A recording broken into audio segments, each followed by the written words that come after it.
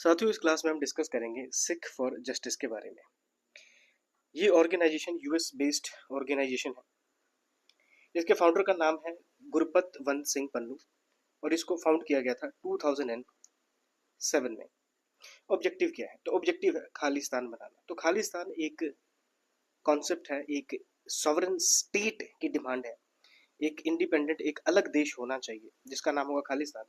और किस Indian state को कन्वर्ट किया जाएगा खालिस्तान में, तो उस स्टेट का नेम है पंजाब। तो एग्जाम में आपसे पूछा जा सकता है कि खालिस्तान का जो कॉन्सेप्ट है ये किस स्टेट से रिलेटेड है।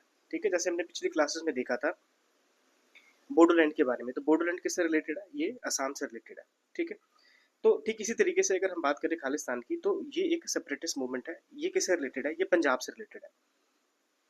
तो सिख फॉर जस्टिस ये जो ऑर्गेनाइजेशन है, इसका ऑब्जेक्टिव क्या है? खालिस्तान बनाना। खालिस्तान किस स्टेट को अलग करके बनाया जाएगा? पंजाब को अलग करके बनाया जाएगा। और इनके ऑब्जेक्टिव क्या है? Justice for 1984 Sikh genocide. तो ये इनके ऑब्जेक्टिव्स हैं। इस ऑब्जेक्टिव को कैसे अचीव करेंगे? एक्टिविटीज क्या है इस ऑर्गेनाइजेशन की? तो इस ऑर्गेनाइजेशन की जब हम बात करते हैं तो ये लोग पिटिशन फाइल करते हैं इंटरनेशनल कोर्ट में और अपने जो इश्यूज है उसको रेज करते हैं, प्रोटेस्ट ऑर्गेनाइज करते हैं, कम्युनिटी एंगेजमेंट करते हैं। जो सिख कम्युनिटी बाहर रह रही है उनको साथ में जोड़ के सिख फॉर जस्टिस की ये लोग बात करते हैं। और इसका एक एग्जाम्पल अगर हम देखें तो 2020 में सिख फॉर जस्टिस ऑर्गेनाइजेशन ने जिनीवा में एक रेफरेंडम करवाया कि खालिस्तान होना चाहिए कि नहीं होना चाहिए। और इसमें 1 लाख से ज़्यादा लोगों ने पार्टिसिपेट किया और 95% लोगों ने बोला कि खालिस्तान बनना चाहिए। तो ये कुछ बेसिक इन्फॉर्मेशन है। अब जब हम बात करते हैं पन्नू की, हम बात करते हैं सिख फॉर जस्टिस ऑर्गेनाइजेशन की, तो इसका स्टेटस इंडिया में क्या है? क्या इंडिया अलाउ करता है ऐसी ऑर्गेनाइजेशन को, ऐसे सेपरेटिस्ट लीडर को? तो नहीं। इंडिया में अगर इनके स्टेटस की बात करें तो पन्नू इंडिया के लिए एक टेररिस्ट है। सिख फॉर जस्टिस ऑर्गेनाइजेशन जो है ये बैंड ऑर्गेनाइजेशन है इंडिया में अंडर यूएपीए एक्ट ऑफ 1967। ठीक है, तो ये इन्फॉर्मेशन भी हमने याद रखनी है। अब देखिए, इस टॉपिक का लास्ट जो पोर्शन है वो ये है कि why Khalistan is not a good idea. तो देखो, इसके फेवर में कुछ पॉइंट्स हैं। Punjab can't afford another partition like horror. देखो, जब भी हम इंडिपेंडेंस डे की बात करते हैं, जब भी इंडिया की बात करते हैं, जब भी पार्टीशन की बात करते हैं, तो जब इंडिया आज़ाद हुआ तो सबसे ज़्यादा नुकसान किसका हुआ? किस इंडियन स्टेट का सबसे ज़्यादा नुकसान हुआ? पंजाब का नुकसान हुआ। पंजाब से ज़्यादा बंगाल का नुकसान हुआ। तो इन दोनों स्टेट्स में बहुत मौतें हुई। बंगाल की जब हम बात करते हैं तो आपको पता है नुआखली मैसेकर, कलकत्ता के लिंक्स जो है, लाखों की संख्या में लोग मारे गए थे। और जो सिचुएशन थी पंजाब में भी लगभग वही थी। पार्टीशन का जो एक डर था, एक खौफ था, वो पंजाब आज तक नहीं भूल पाया। तो आप इमेजिनेशन करें कि अगर खालिस्तान बनता है तो एक बार फिर से वैसी ही सिचुएशन अराइज हो जाएगी। अब आप खुद सोचिए, जो सिख कम्युनिटी के लोग जो दिल्ली में रह रहे हैं, जो उत्तर प्रदेश में रह रहे हैं, बिहार में रह रहे हैं, गुजरात में रह रहे हैं, महाराष्ट्र में रह रहे हैं, फिर उन लोगों को भागना पड़ेगा वो जगह छोड़ के नए खालिस्तान में। और ऐसी सिचुएशन में अब ऐसा तो है नहीं कि फ्री पासेज मिल जाएगा। जब दंगे फसाद होते हैं तो ऐसे सिचुएशन में आपको पता है कि मारकाट होती ही है। तो फिर से वही मौतें, वही लाशें, वही डर फिर से हमने क्यों देखना है? दूसरा, अगर हम यहाँ पे अगर अगर हम समझने की कोशिश करें पंजाब की ज्योग्राफी के एंगल से, तो पंजाब अगर आप देखेंगे तो पंजाब एक लैंड लॉक स्टेट है इंडिया का। साथियों, अगर आप मैप देखेंगे तो ये जो एरिया है, ये वाला, यहाँ पे पंजाब है। अब ये टोटली लैंड लॉक्ड है। यहाँ पे कौन सा वाटर बॉडी है? कोई वाटर बॉडी नहीं है।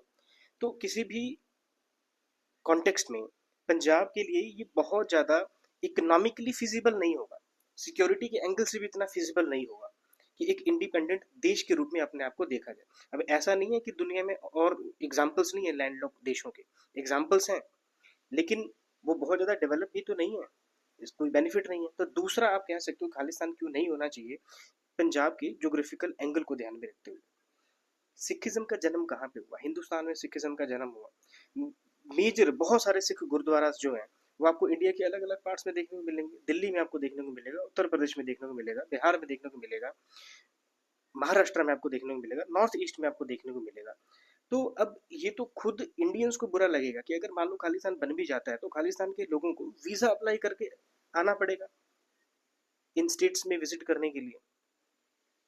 और फिर इसके अलावा साथियों अगर हम बात करें तो जो सबसे बड़ा सवाल है कि जो आम लोग हैं उनका क्या बेनिफिट होगा भाई, उनको क्या बेनिफिट्स मिलेगा।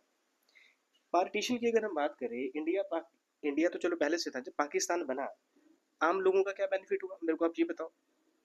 आम लोग तो मरे ना, प्रॉपर्टीज तो उनकी खराब हुई, जाने तो आम लोगों ने गवाई थी ना। ये जो लीडर हैं, जवाहरलाल नेहरू हो गया, मोहम्मद अली जिन्ना हो गया, ऐसे जो लोग थे ये तो हवाई जहाज में बैठ के एक जगह से दूसरी जगह जाते हैं।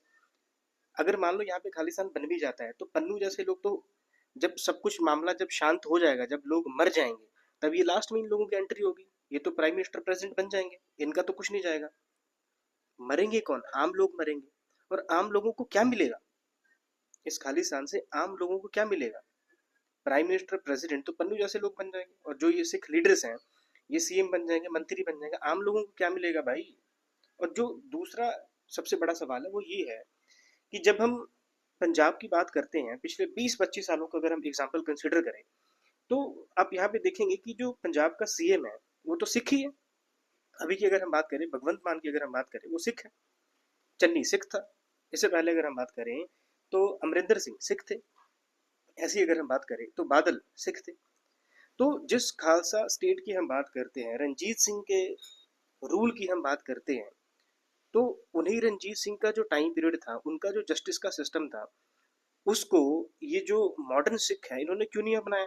तो अगर ये एग्जाम्पल सेट कर दें तो ऐसा एग्जाम्पल जो है पूरे इंडिया में सेट किया जाएगा, पूरे इंडिया को खालिस्तान बनाया जा सकता है। तो ऐसे एग्जाम्पल तो हमने खुद अभी सेट नहीं किए हैं। इसकी क्या गारंटी है कि खालिस्तान बनने के बाद रंजीत सिंह वाला टाइम पीरियड आ जाएगा? और रही बात इंडिया की, तो भाई इंडिया बहुत ही सेकुलर देश है।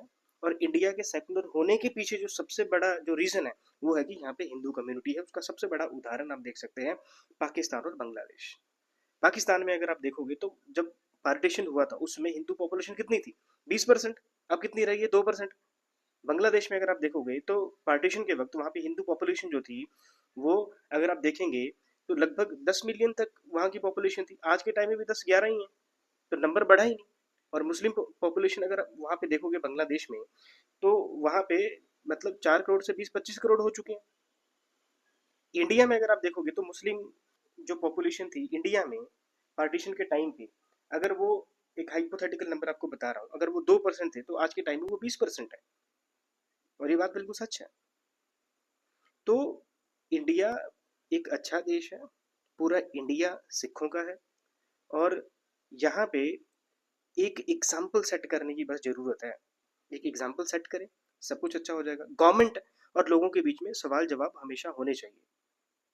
सिख जेनोसाइड जो था उसको हर कोई कंडेम करता है, हर कोई कंडेम करता है। जस्टिस होना चाहिए, बिल्कुल होना चाहिए। लेकिन Khalistan is not the solution.